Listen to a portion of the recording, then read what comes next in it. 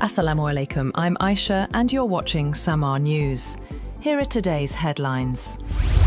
Iran and Oman are working on a temporary maritime corridor through the Strait of Hormuz as the dispute with the United States continues. The two countries say they have discussed a joint temporary navigation route and agreed to clear mines from the waterway. Oman's foreign minister says he hopes the corridor can be announced soon to restore safe shipping. Most commercial traffic through the strategic strait has remained disrupted for months. Meanwhile, US President Donald Trump has warned Iran against laying new mines. 14 newborn babies have died after a fire broke out at the PIMS nursery in Islamabad. The fire erupted around 7 a.m. on the third floor of the Mother and Child Health Ward. Rescue teams contained the blaze, while one newborn was reportedly rescued. The cause remains under investigation, with an AC unit suspected of triggering the fire. Prime Minister Shehbaz Sharif has ordered an immediate inquiry. Iran and Oman have discussed establishing a joint temporary navigational corridor through the Strait of Hormuz as shipping disruptions continue amid tensions with the United States. The two countries also agreed to clear the waterway of mines. Most commercial shipping through the strategic strait, which handles about 1/5 of global oil and LNG shipments, has remained disrupted since the conflict began. Shipping risks remain high after an oil tanker was struck by an unidentified projectile near Oman on Tuesday.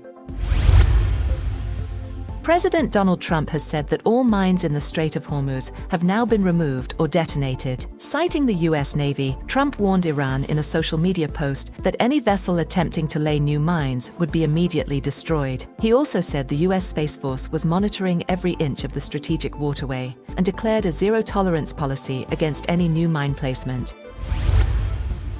The White House has stated that no talks or discussions are currently underway or scheduled with Iran, despite continuing tensions between Washington and Tehran. A US official said the naval blockade remains firmly in place, while the Strait of Hormuz is open.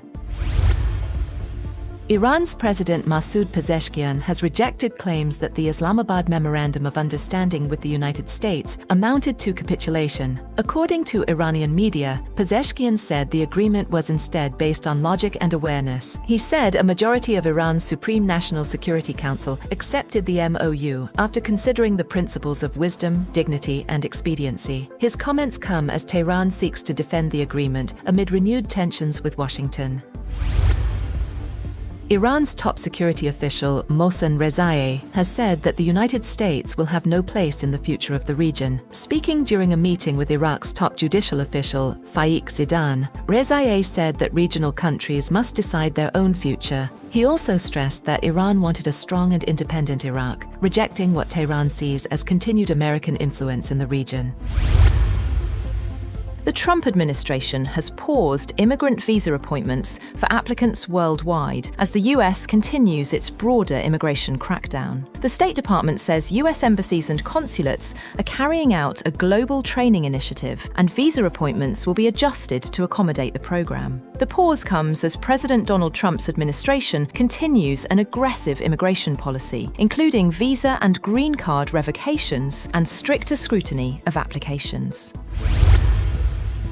CIA Director John Ratcliffe has traveled to Moscow for unannounced talks, US media reported, in what could be his first visit to Russia since taking charge of the agency. Ratcliffe arrived Tuesday aboard a US military aircraft, according to flight tracking data. Neither Washington nor Moscow has confirmed the trip or disclosed which Russian officials he may have met. A senior Ukrainian official said Kyiv was informed ahead of the visit and asked to suspend strikes while the US delegation was in Russia. Possible topics include managing tensions, Ukraine, and the release of US detainees.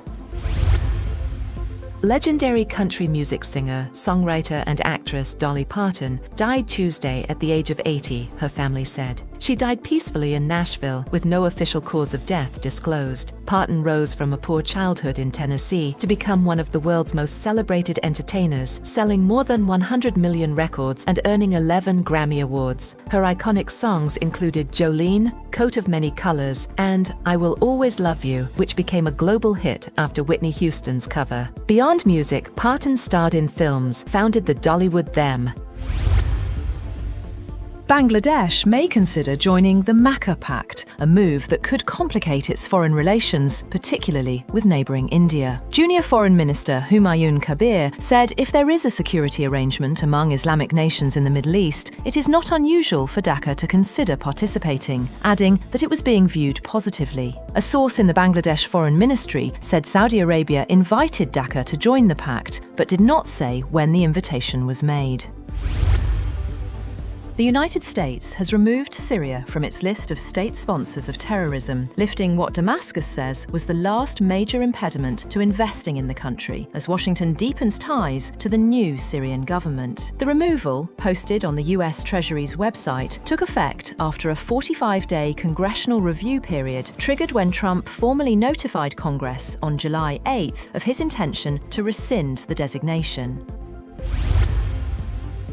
Prince Harry and his family are due back in the UK from the United States. Harry and Meghan, the Duke and Duchess of Sussex, are returning to Britain 6 years after stepping back from royal duties and moving to California. The couple's children, Prince Archie and Princess Lilibet, are expected to start school in Britain in September.